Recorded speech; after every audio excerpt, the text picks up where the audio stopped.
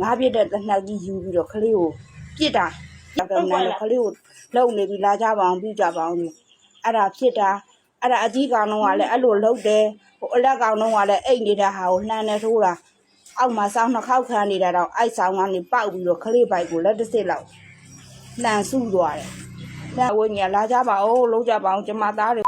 နေပြီးဆိုပြီးတော့အခုကြီးတောင်းပါတယ်အဲ့ဒါမလို့လဲကလေးတွေအသက်ကလွတ်သွားတာအားလုံးပဲမင်္ဂလာပါမင်းထင် channel မှာကြိုဆိုလိုက်ပါတယ်အခုတစ်ခေါက်တင်ဆက်ပေးခြင်းတဲ့ဗီဒီယိုလေးကတော့ဖခင်အရင်ကသားအရင်တွေကိုတဲ့အကြောင်းအရာလေးပါ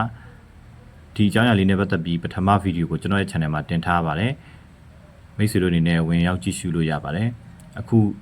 တင်ဆက်ပေးခြင်းတဲ့အကြောင်းအရာလေးကတော့ဖြစ်စဉ်အသေးစိတ်ကိုကာယကံရှင်အန်တီကြီးကိုတိုင်ကတေချာပြန်ပြောပြထားတဲ့အကြောင်းအရာလေးပါကြည့်လိုက်ရအောင်ကျမဟိုနေ့အကြောင်းလို့ပြန်ပြီးရှင်းပြခြင်းလို့တက်လာတာပါကျမဒူမတွေကတန်းရှင်းကြတာလည်းမဟုတ်ကျမမိဘူးတိုင်နေစိတ်တွေမထိတ်နိုင်လို့ငိုတော့ငိုခြင်းရင်ဖွင့်ခြင်းဒီကိုလားဖွင့်ဆိုလို့ကျမတက်ပြီးခုပြန်ပြီးတော့ရှင်းပြတာပါကလေးစီကိုဖေးရဆိုင်ကယ်ငှားတယ်ဖေးရမူးနေတော့ဖေးဆိုင်ကယ်သားမပေးဘူးဖေးရမူးနေတာခုကဆိုင်ကယ်တွေကဖမ်းနေတယ်အုတ်ထုပ်တွေလည်းဖမ်းနေတယ်တော်တော်ကြာမိသွားရင်ဆိုင်ကယ်မိသွားရင်သားမှလည်းဘက်ကလည်းသေးနေပြီသားတော်ကြာဒုက္ခရောက်သွားရင်အမေကိုပဲဒီဒုက္ခအမေပဲဒုက္ခရောက်မှာအမေပဲဒီဥစ္စာတွေဖြည့်ရှင်းပေးရမှာမလို့သားမငှားဘူးကိုပြောတာအဲ့ဒါပြန်လာတော့သားအမေတဲ့ဖေးရမူးနဲ့သားစီကိုဆိုင်ကယ်ငှားတာသားအမပေးလို့ဖေးရစိတ်ဆိုးတယ်တဲ့ဆိုတော့你ဘာဖြစ်လို့ငှားတာလဲမူးနေတာကိုကနဲ့ကိုဘိန်းလေးနဲ့သွားပါလားလမ်းမှာပလိတ်တွေဘာတွေနဲ့မိသွားရင်ကလေးဆိုင်ကကလေးသူ့ခင်ဗျဝဲထားရတာခုမှလာပိုင်းပဲရှိသေးတာတခုခုဖြစ်သွားရင်ဘယ်လိုလုပ်မလဲလို့ဖေးဦးမေးတော့အဲ့ဒါကလေးကိုမင်းတော်ဂျိုးကြွတဲ့ကောင်နဲ့ငါတို့လင်မယားတွေကိုတဲ့မင်းတဲ့နေတဲ့ဟာကိုရဖြစ်အောင်လုပ်တယ်တဲ့ဆိုကလေးကိုညိုးတော့အဲ့ဒါကလေးကဘာမပြောဘူးသူ့ကသူအိတ်နေတာကျမအလောက်ကနေပြီးမိဘူးတိုင်အလောက်ကနေပြန်ပြီးလေလာရလားအိမ်မော်လဲရကောသူကကျမကိုရာလောက်တော့ငါခုမှအလောက်ကပြန်လာတာမောနေတယ်တနေ့ကုန်လည်းမနာရသေးဘူးရေတောင်မချို့ရသေးဘူးနင်ကမနဲ့မိုးလေးနဲ့မူးပြီးတောက်နေတာခုထိလည်းမူးနေတော့ဘာမှလည်းအိမ်မှာထမင်းတစ်လုံးတောင်တဲထားတာမဟုတ်ဘူးစကားပြောရင်ကနေပြီး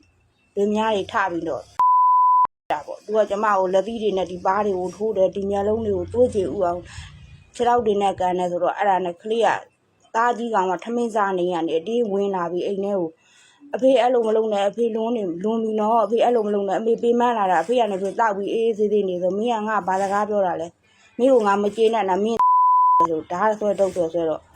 ့ဓာတ်ဆွဲပြီးတော့သားစီလာတော့သားအနားလေးရကောသားနာမကနဲ့တော့သားနာကင်သားထိုးမှာပဲလက်တီစီထိုးပေါ်ပြီးပေါ်ဆိုတော့ကလေးကအဲ့ဒါနဲ့သူ့ဓာတ်နဲ့ခုံမဲ့လဲလို့ကောကလေးကကြောက်လန့်နဲ့ဖေဦးတွန်းထိုးလိုက်တာပေါ့ဖေးကလဲသွားတာအမေကငါလောက်ရပါမလားအေးပေါ်တယ်မင်းကလောက်မှာပေါ့မင်းငါသားမဟုတ်ဘူးမကြည့်ဘူးနဲ့ကလေးအဲ့လိုပြောတော့အဖေအဲ့လိုမပြောနဲ့ဆိုအဲ့ဒါနဲ့ကလေးကို तू ကညိုးလိုက်တာ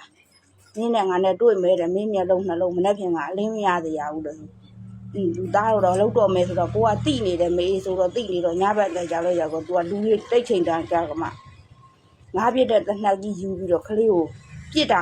ုပြစ်မလို့ဆိုပြီးမောင်းတင်ပြီးတော့ချိန်နေပြီ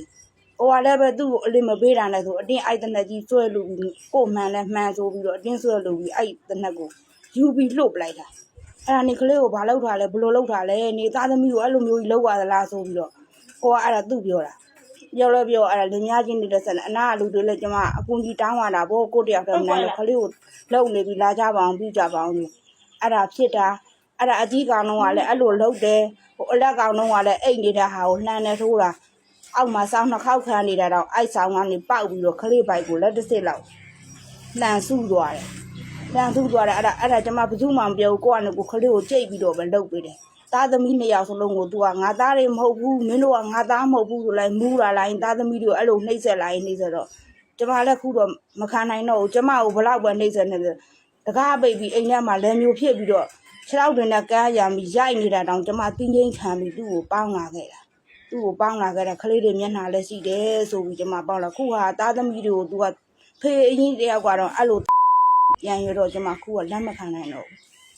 သူနဲ့ခဏအပြီးကွဲပြီးတော့သူ့ကိုဗမာပြည်ကိုပြန်ပြီးသူ့မိဘတွေလက်ထဲကိုပြန်လွတ်လိုက်ပြီးခဏပတ်စံ လုံတော့ကျမပေးလိုက်တယ်ပေးလိုက်ပြီးသူ့ကိုပြန်လှုပ်လိုက်ပြီးကျမသူ့နဲ့လုံးဝမပေါင်းတော့ဘူးဆိုပြီးတော့လူကြီးနဲ့ခေါ်ပြီးတော့ကိုယ်ပြီးတော့သူ့ကိုပြန်ပြီးလှုပ်လိုက်ပြီးကျမခံခဲ့ရတာနှိမ့်ဆက်ခဲ့ရတဲ့အပေါင်းတွေကလည်းမဲဦးဖြစ်နေပြီဆိုတော့သိကြီးမခံနိုင်တော့ဘူးလေသူလည်းလုံမကြွေးဘူးကိုကငကိုပဲလှုပ်စားရတယ်ဒါမှမဟုတ်သူကနှိမ့်ဆက်တယ်ကျမအိုက်တောင်ကိုလည်းမခံနိုင်အခုတောင်မှပါးတွေရောင်ပါဇက်တွေရောင်ဒီမှာရောင်းနေတော့အကုန်လုံးဟိုတလောကတခါလက်သီးတွေနဲ့ထိုးလို့မျက်နှာတွေရောင်းခိုင်းနေလို့သူစေကန်းကို2ခေါက်တောင်သွားပြီးပြီအဲ့စေကန်းကပြန်လာပြီးခုတက်တာယုံစီလေးထပ်ပြီးလို့တော့အဖေတခါလာဒီမျက်နှာပဲလှုပ်တယ်ဆိုပြီး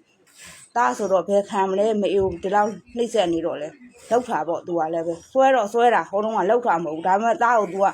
ကန်လာဝေးကိုကန်လာကောင်ခလေးရထိတ်တယ်ဆိုတော့အဖေကသားလောက်တော့လောက်တယ်မင်းတတိစီမင်းလည်းငါလောက်ဆိုတော့ဟိုကလောက်တော့တာပေါ့ဘယ်ရမလဲအဲ့ဒါနဲ့အကြီးကောင်ကလောက်တော့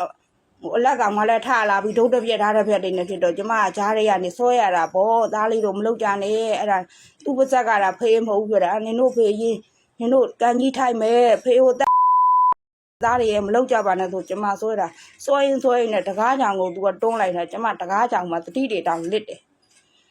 သားသမီးတွေဖြစ်မှာဆိုနောက်မလိုက်နဲ့ဆုံးကြနားပါဝင်းကြီးလာကြပါဦးလောက်ကြပါအောင်ကျမသားတွေတော့အခုကြီးတောင်းပါတယ်အဲ့ဒါမလို့လဲကလေးတွေအသက်ကလွတ်သွားတာဒါပေမဲ့အိမ်မှာကျမသားသမီးတွေနဲ့ကျမ3ရက်လား4ရက်လား4ညလေးညဒီမှာလာအိတ်တာ4ညလောက်ကျမအိမ်မှာမအိပ်ရဘူးအိမ်မောလည်းမတက်ရဘူးအိမ်မှာလည်းထမင်းမစားရဘူးကလေးတွေလည်းအိမ်မောတယောက်မှခေါ်ပြီးမတင်ရဘူးခုတ်ပြီးတတ်မှာဆိုလို့ तू ကအဲ့လိုအကျဉ်းရှိတယ်ကြံဖြစ်ပြီးရင် तू ကအညိုးထားပြီးသားမရအောင်လည်းဘင်းကိုဓာတ်နဲ့တေးတာ3ပါအဲ့ဒါမို့ကျမသားသမီးတွေ तू လုံးမှာဆိုလို့ခုမနဲ့လည်းသူ့ကိုပြန်ပြီးလှုပ်မဲ့လို့တော့လဲအိမ်မောကျမမတက်ဘူးဝိစားတွေသူ့ဝိစားတွေကျမထုတ်ကထည့်ပြီးလဲနောက်ကနေလူခေါ်ပြီးတော့ထည့်ထုတ်ကပြီးအတင်းအောက်ကိုပြန်ဆင်ရတယ်ငါတော့ပြန်တော့မသေးကြဘူးငါတယောက်တော့တက်ခတ်မယ်ဆိုလို့အတွေးဝေးမှာဆိုလို့ကျမသူ့ပြန်မချင်းအိမ်မောမတရဘူးခုကျမအိမ်မောကိုပြန်ပြီးရောက်ပြီးအိမ်မောမှာသူ့ပြန်မှထမင်းကြီးချက်တယ်ညကြရင်အေးစစ်အိပ်ရပြီးအဲ့4ရက်လုံးမှာချင်းကိုင်းလို့လည်းမအိပ်ရဘူးချင်းအောင်လည်းမပါတော့တညအိမ်မှာဒီလိုပဲခိုးကြောင်ခိုးပဲအိတ်ကလည်းသိလာပြီးလုံးမှာဆိုလို့စကားပြောတွေမှားတယ်ထင်တယ်ခွန်းလို့ပါကျမစိတ်တွေတအားဖွာဖြစ်မွန်းကျက်ပြီးတော့ဘလို့မှာကိုမနေနိုင်လို့ငိုလဲငိုပြီးပါလေကျမရင်နေတဲ့နာတော့ကျမသားသမီးတွေဖေးရင်တယောက်ကတော့အဲ့လိုကြီးတတ်မဲ့အထိကြံရွယ်တော့ကျမရင်နေတဲ့မှာကွဲမတက်နာကျမသားသမီးလို့ဖေးရင်တယောက်လုံးကအဲ့လိုကြီးလုပ်တယ်ဆိုတော့ကျမဘလို့မှမခံရနိုင်လို့ငိုမိတာပါရင်နေတဲ့လည်းမကြည့်ပါဘူးဒါပေမဲ့ခဏသူပြန်သွားတယ်ကျမအကောင်းဆုံးတက်နိုင်အောင်လုပ်ပေးလိုက်တယ်သက်ဆန်လေးလည်းအပိုးတွေထည့်ပေးလိုက်တယ်လမ်းစိတ်တွေစစ်သိန်းကျော်သူပါတော့ဆိုစစ်သိန်းခွက်လောက်ကျမထည့်ပေးလိုက်တယ်ဒါပေမဲ့သူ့ရွာရောက်တဲ့ဒီဆိုအကုန်လုံးဆိုရင်3သိန်းခွက်4သိန်းလောက်ဆိုရင်သူ့ရွာရောက်တယ်ဒါပေမဲ့သူဟိုရောက်သွားရင်လောက်ကပ်ပြီးတော်နဲ့မစားနိုင်ဒုက္ခရောက်ပြီးမျက်နှာငယ်မှာဆိုလို့ကျမအတန်းနိုင်ဆုံးစူးစမ်းပြီးလုပ်ပေးလိုက်တယ်သူ့ကိုရှေ့ဆက်ပြီးမပေါင်းနိုင်ဘူးဆိုတော့ကျမကိုဘလို့ပဲလှုပ်ကျမသိကြီးခံတယ်ကျမသားသမီးရဲ့အနေရည်ကျုံလာလို့ဘလို့မှလက်မခံနိုင်လို့ပြန်ပြီးလှုပ်လိုက်တာကိုနေ့ကတော့သားငယ်လေးကတော့အဖေပြန်မလေးစေးတဲ့ပြန်ရင်သားတို့အိမ်မှာအေးစီးနေရတယ်အိတ်ကတယ်လို့ပြောတယ်ခုမနဲ့ဖေးရပြန်တော့သားလေးအလုတ်ယုံကိုဝင်သွားပြီဖေးပြန်တော့မနှုတ်ဆိုတော့သားလေးကငိုတယ်တဲ့ညလာတော့လိုက်ဖို့တယ်လူကခလေးငိုတယ်တော့ကျမရင်နေတယ်မကောက်ကျမသားလေးသေးလေးရှိသေးတဲ့စိတ်ဓာတ်ရတွေရပြီးတော့ဖေးဆိုတော့လေသေးလေးဆိုတော့လေတန်ရောစင်တော့ရှိမှာပေါ့အေးပေါ့ဖေးကိုသတိရတဲ့ဒါလူပြန်လာလို့လည်းမရဘူးကျမတို့ပြန်လို့လည်းမရတော့အပြီးကွဲသွားတဲ့သဘောမျိုးပဲသားသမီးတစ်ခုခုဖြစ်တယ်သူမသိဘူးသူလာလို့မရဘူးသူတစ်ခုခုဖြစ်တယ်သားသမီးတွေနဲ့တွေးဝင်မရတော့ဘူးဆိုတာသူကအဲ့ဒါကြီးမတွေးဘူးဒါပေမဲ့ကျမသားလေးသေးလေးခုမနဲ့သူ့ဖေကိုဖတ်ပြီးတော့ငိုရဲဆိုတော့ကျမရင်နေတယ်မကောင်းသူကအဲ့ဒါမတွေးအေးဆိုတော့မိဘဆိုတော့လေဒီလောက်တော့ရှိမှာပေါ့ဒါပေမဲ့ကျမသားလေးကိုသူ့မိဘသူမပေးနိုင်တဲ့မြစ်တာတွေသူမစားရှောင်းနိုင်တဲ့အာဟာတွေကျမအကုန်တောင်းဝင်ယူမယ်ကျမသားလေးလိုချင်တာအကုန်ဝမ်းပေးမယ်ညနေပြန်လာရင်သူကအမေတဲ့အဖေရှိနေလို့အမေကသားကိုစိုက်ကဝဲမပေးဘူးပြောတယ်အဖေမရှိရင်သားကိုဝဲပေးမှလားတဲ့ကျမသားလေးကိုလိုချင်တာပြောအမေရအောင်လုပ်ပေးမယ်လို့ခရီးပေးထားတယ်ဒါမှခရီးရငယ်သေးတော့တစ်နှစ်လောက်ကိုသားလေးရစောင်းမအောင်ဆိုကျမသူ့စိတ်ချမ်းသာအောင်လုပ်ပေးမယ်ကျမမို့ရ ကျမသေးသေးလေးခုမနဲ့ငိုရဲဆိုတော့ကျမရင်နေတဲ့မှာမကောင်းကျမသားလေးစိတ်ထိုင်ရသွားတယ်အဲ့ဒါလွယ်လို့ဘာမှမဖြစ်ဘူးကျမဝှကျွေးကုန်သွားပြီလို့ပဲကျမသဘောထားတယ်ဒါမှကျမသားအငယ်လေးသေးသေးလေး7နှစ်ကျော်လေးရဖေးကိုဖတ်ငုံတယ်ဆိုတော့9000ပေါ့ မ ရိုင်းလိုက် ပြီးညီမဝေလဲပြီးသူ့ကိုတခြားလေးပေးလိုက်နော်အဲ့ပေးလိုက်တခြား ဘာ လေး လို့လဲတာဟုတ်မယ်ဘယ်နဲ့မှလဲရပါလေ အခုမပေးသေးဘူးအခုပေးလို့ရှိရင်ယူထားပြီးတော့ပြန်လာမှာဆိုလို့ လာပါဘူးမကူပါနဲ့ အခုပါဘူး လက်ခံတာလက်မခံတာပြန်လာ ဒါအခုကောင်းကောင်းပြန်ပို့ပေးတယ်နော်ဟိုဘက်ကနေပြီးလာခေါ်မဲ့သူကိုလည်းအမပေးဘူးဟိုမှာစစ်တပ်ကလာခေါ်မဲ့သူတွေကိုလည်းမပို့ပေးဘူးကောင်းကောင်းမဲ့ကိုမိဘရှိကိုပြန်ခိုင်းတာကိုမိဘရှိကိုဟိုရောက်တန်းပြန်လမ်းမှာသူများရစ်လို့ရှိရင်လေးလေးကိုသူများလုံမှာအေးဘာမှဖြစ်ဆိုပြီးတာပဲအေးဘာဘလောက်ပဲလုံလို့ဘာမှမလုပ်ဘူးပဲမခုလေအမဟိုအရက်နဲ့မျက်နှာတစ်ပြီးတော့မူးနေပြီ ဟုတ်ပါဘူးဟုတ်ပါဘူး အေးငါပါပဲမလို့အမေကြီးအဒီအမေကြီးဘယ်နဲ့လဲမမို့အဲ့ဒါမှဆိုရတယ်မတော်ဘူးအဲ့ဒီကြိုက်ပါ ဟုတ်ကဲ့ဗီဒီယိုလေးကတော့ဒီလောက်ပါပဲမိတ်ဆွေတို့တွေ့လိုက်တဲ့အတိုင်းပါပဲခုနကအထုပ်ပိုက်ထားတဲ့လူပါပဲเนาะဒီလူကဒါတောက်စားမှုယူပြီးတော့သားသမီးသားတွေနဲ့မိမအပေါ်မှာရိုက်နှက်နှိပ်စက်တဲ့တော်ဆိုးတဲ့ဖခင်တယောက်ပေါ့လေเนาะဒီလိုဖခင်မျိုးဟိုတော့မတွေ့ဘူးလောက်အောင်ပါပဲ